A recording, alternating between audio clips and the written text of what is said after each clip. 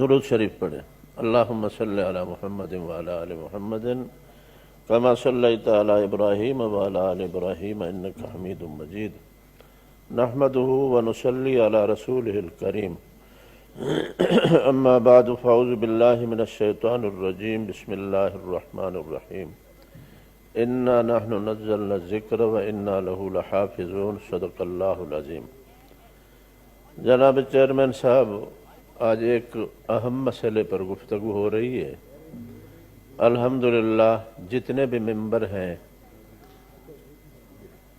اقلیت والے ہیں، مسلمان ہیں، سارے سب کو یہ ارمان ہے کہ سویڈن میں اور نیدرلینڈ کے اندر جو قرآن مجید کی توہین ہوئی ہے اس کی مذمت کرنے کے لیے ہم کھڑے ہیں۔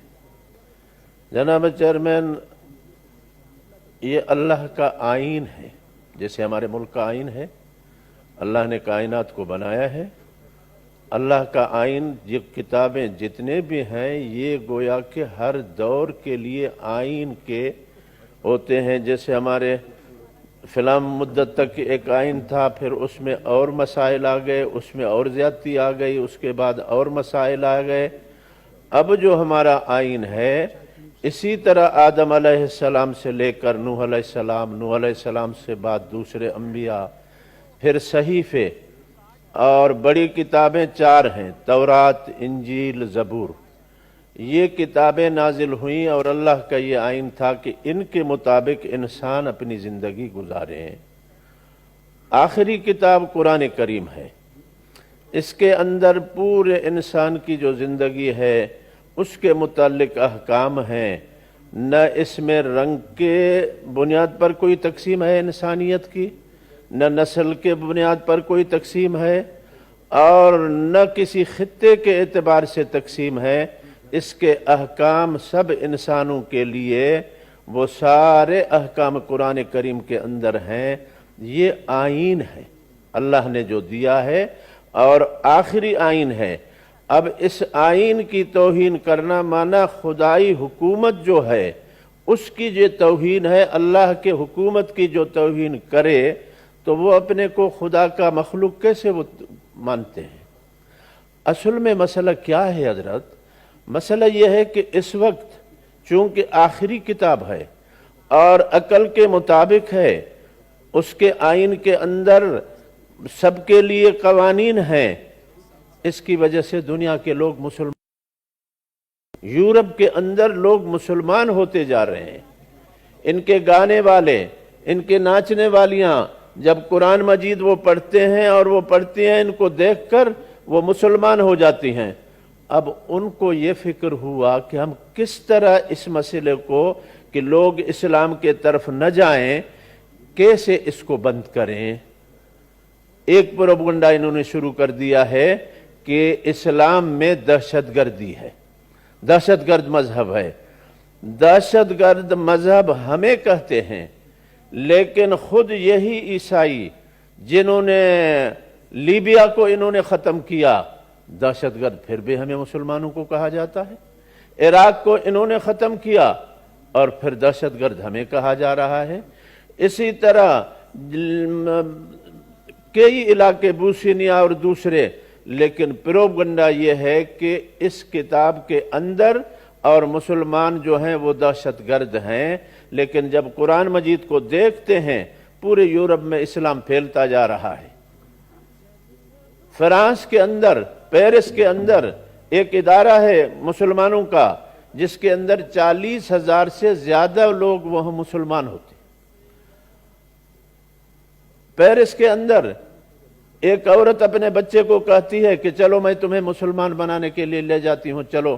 مسلمانوں کا جو ہے وہ ادارہ ادھر چلے گئے، بچے کو کہا تم جاؤ مسلمان ہو جاؤ۔ تو انہوں نے کہا کہ تمہارا کوئی بڑا ہے تمہارے ساتھ؟ انہوں نے کہا میری والدہ ہے، باہر بیٹھی ہوئی ہے، والدہ کو بلاؤ۔ وہ آئی، تم نے اپنے بچے کو کہا ہے کہ مسلمان ہو جائے؟ اس نے کہا میں نے کہا ہے۔ تم مسلمان ہوتی ہو؟ کہنے لگی نہیں۔ اچھا، اس کو کیوں مسلمان بناتی ہو تم؟ کہا یہ ہمارے گھر کے سامنے مسلمانوں کا ایک گھر ہے، اس میں یہ ہے کہ جب اس کا بچہ پڑھنے کے لیے جاتا ہے، ماں باہر نکلتی ہے، بچہ ماں ایک دوسرے سے ملتے ہیں، بوسے دیتے ہیں، بچہ چلا جاتا ہے، پھر جب دوبارہ بچہ واپس آتا ہے اس پیار کے ساتھ، میں نے اس سے اندازہ کیا کہ اس مذہب کے ماننے والے اپنی ماں کو اولڈ ہاؤس میں نہیں چھوڑیں گے، اس کی خدمت خود کریں گے۔ اس وجہ سے میں کہتا ہوں کہ میرا بچہ مسلمان ہو، بعد میں میری عزت ہو۔ اب اس کو کیسے روکیں؟ رکتا تو نہیں ہے، پھر ایسے قرآن مجید کی توہین کریں گے، نعوذ باللہ حضور اکرم صلی اللہ علیہ وسلم کی، پھر یہ مسلمان جذبات میں آئیں گے اور ان کے لیے لڑائی کے لیے تیار ہوں گے، اور پھر کہیں گے ہم ان کو دیکھو یہ ہیں دہشت گرد۔ ہم نہیں کہتے ہیں کہ مسلمان دہشت گرد ہیں، یہ ایک سازش ہے۔ تو قرآن کریم امن کا درس دیتا ہے، سب لوگوں کو حقوق، اور حضرت اپنی جگہ پہ جانوروں کے حقوق بھی بتا دیے ہیں اسلام نے، اور حیوانات کے، درختوں کے۔ حضور صلی اللہ علیہ وسلم نے فرمایا کسی درخت کو ناحق کوئی کاٹتا ہے، اس کا بھی اس سے پوچھا جائے گا کہ تم نے اس درخت کو کیوں کاٹا ہے۔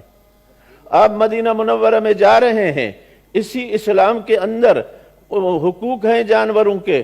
اونٹ سامنے آتا ہے، اس کے آنکھوں سے آنسو بہ رہے ہیں، حضور صلی اللہ علیہ وسلم قریب گئے اور اس پر ہاتھ رکھتے ہیں، اس کے کوہان پر، کانوں پر، فرمایا اس کا مالک کون ہے، کدھر ہے؟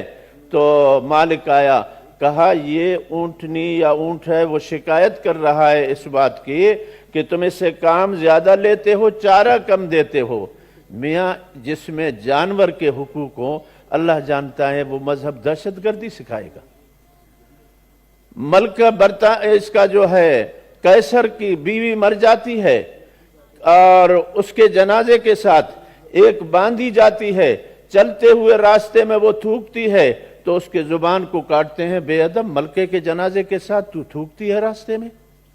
اور جب قرآن مجید آیا، یہی کتاب آئی، اسلام آیا، حضرت عمر رضی اللہ تعالیٰ عنہ جیسا آدمی ایک مسئلہ انہوں نے بیان کیا کہ دیکھو عورتوں پہلے حق مہر تھوڑا لیا جاتا تھا، آج کل تم زیادہ حق مہر لیتی ہو، آئندہ کوئی زیادہ حق مہر لے گی تو میں اس کا قامت امرأۃ سوداء صفاء الخدین، ایک عورت کھڑی ہوتی ہے جس کے گال چمٹے ہوئے ہیں، سیاہ فام ہے، وہ کہتی ہے مہلن یا عمر، امیر المومنین ذرا رک جاؤ، آپ ہمارے حقوق کے متعلق کیا بات کر رہے ہیں؟ قرآن کریم میں ہے کہ اگر تمہاری شادی ہے، پہلے لوگ شادی کرتے ہیں رشتہ داروں میں، چچا کی لڑکی ہے کسی کی، پھر دبئی چلا گیا اور پیسے ہوئے، پھر کوئی شکل صورت والی مل گئی تو دوسری شادی کی، پہلے والے کو تنگ کر کے وہ پیسے حق مار کے واپس لیتے ہیں۔ تو قرآن کریم نے کہا ایسا نہیں کرو، وَآتَيْتُمْ إِحْدَاهُنَّ قِنْطَارًا، اگر تم نے کسی کو سونے کا ڈھیر دیا ہے حق مہر میں، اب تنگ کر کے واپس نہ لو۔ اب وہ عورت کہتی ہے سیدنا عمر، قرآن مجید کہتا ہے وَآتَيْتُمْ إِحْدَاهُنَّ قِنْطَارًا، سونے کا ڈھیر دیا ہے واپس نہ لو، آپ ہمارا حق کیسے مارتے ہیں؟ حضرت عمر کہتے ہیں ماشاءاللہ، فہمت العجوز ما فہم عمر، بوڑھی کو دیکھو کیسے مسئلہ اس نے سمجھا ہے۔ اسلام دہشت گردی والا مذہب ہوتا ہے، ایسے بولنے کی اجازت دیتا۔ احد کے میدان میں ایک شہید ہوتا ہے صحابی، اس کی دو بیٹیاں ہیں، بیوی ہے۔ یہ عرب لوگ ہم کیا کہوں، بلوچ اور پشتون جو عورتوں کو حصہ نہیں دیتے ہیں نا، شریعت میں ان کا حصہ ہے، قرآن مجید نے ان کو حصہ دیا ہے، یہ نہیں دیتے ہیں ان کو حصہ۔ من قطع میراث وارثہ قطع اللہ میراثہ من الجنت، جو اپنے وارث کا حصہ نہیں دے گا، عورتوں کو حقوق نہیں دے گا، اللہ جنت کا حصہ اس کا کاٹیں گے اس سے۔ تو وہ ایک عورت جو ہے رشتہ دار آئے جو شہید ہوا، اب تک قرآن مجید میں حکم نہیں آیا تھا میراث کا، وہ رشتہ دار آئے سارا مال لے لیا۔ اس عورت نے کہا ایسا نہیں کرو، نہیں مانے، دونوں بچیوں کو ہاتھ سے پکڑا، حضور صلی اللہ علیہ وسلم کے پاس چلی گئی، یا رسول اللہ ان کا والد احد کے میدان میں شہید ہوا ہے اور یہ میری دو بچیاں ہیں، ان کے وارثوں نے سب مال لے لیا ہے، میرے لیے بھی کچھ نہیں چھوڑا، ان کے لیے میں ان کو کیا کروں؟ آپ نے فرمایا کوئی حکم نازل نہیں ہوا، بیٹھو۔ وہ بیٹھ گئی۔ تھوڑی دیر کے بعد سورت نساء نازل ہوئی، سورت نساء مکمل، یوصیکم اللہ فی اولادکم۔ قرآن مجید میں آیا میں تمہیں تاکیدی حکم کرتا ہوں، اعوذ باللہ من الشیطان الرجیم، بسم اللہ الرحمن الرحیم، یوصیکم اللہ فی اولادکم للذکر مثل حظ الانثیین، عورتوں کا بھی حصہ ہے، ان کو دیا کرو۔ تو اسلام نے عورتوں کو بھی عزت دی ہے، ان کے بھی حقوق بتائے ہیں۔